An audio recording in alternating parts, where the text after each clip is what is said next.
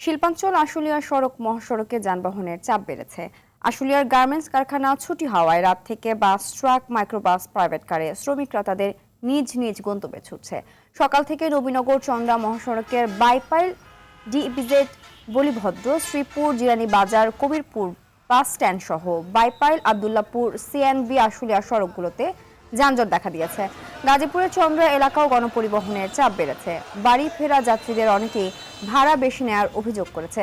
এদিকে ঢাকা টাঙ্গাইল যমুনা সেতু মহাসড়কেও বেড়েছে যানবাহনের চাপ। মহাসড়কে ঘরমুখো যাত্রীদের নিরাপদে বাড়ি ফেরাতে পুলিশের পাশাপাশি কাজ করছে সেনাবাহিনী।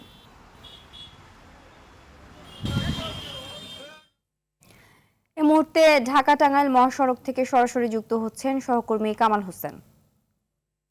কামাল, ঢাকা টাঙ্গাইল যমুনা সেতু মহাসড়কে চাপ সামাল দিতে কি ধরনের ব্যবস্থা নিয়েছে কর্তৃপক্ষ? কোন যানবাহনের কোনো চাপ দেখছেন কিনা?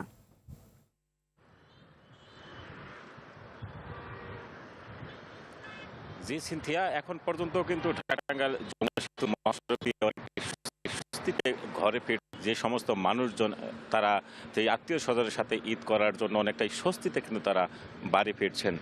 তবে গতকাল সন্ধ্যার পর থেকে কিন্তু এই মহাসড়কটিতে যানবাহনের চাপ অনেকটাই বেড়েছে। আমি সেতু কর্তৃপক্ষের একটি বরাত দিয়ে যে তথ্যটি এখানে দিতে চাচ্ছি তা হচ্ছে যে গেল 24 ঘন্টায় যমুনা সেতু দিয়ে 35,000 যানবাহন পারাপার হয়েছে। এর থেকে টোল আদায় হয়েছে 2,65,00,000 টাকা। তো যানবাহনের সংখ্যা বেড়েছে, তবে টোল আদায় কমেছে।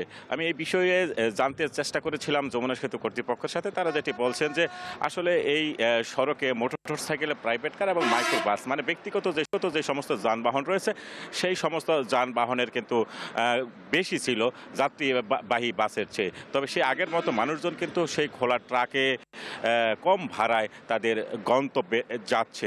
আমি সড়ক ঘুরে যতটুকু দেখেছি যে সড়কের বিভিন্ন বাস টার্মিনালগুলো যে রয়েছে সেই বাস টার্মিনালগুলোতে পুলিশের পাশাপাশি সেনাবাহিনীও কিন্তু তৎপর রয়েছে।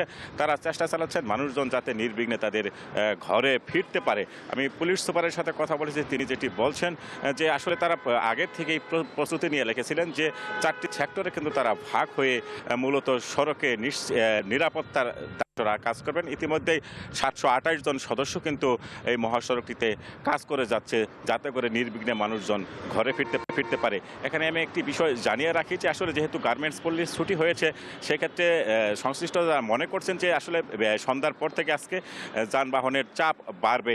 যেহেতু গতকাল সন্ধ্যার পর থেকেই যানবাহনের চাপ বেড়েছে এবং সামনে যানবাহনের চাপ আরও বাড়বে। তবে যেটি এখানে বিষয় যে যানজটের সংখ্যা কিন্তু সড়ক সংশ্লিষ্ট যারা রয়েছেন প্রশাসন এবং সেতু কর্তৃপক্ষ তারা কিন্তু করছেন না। এখানে ধন্যবাদ।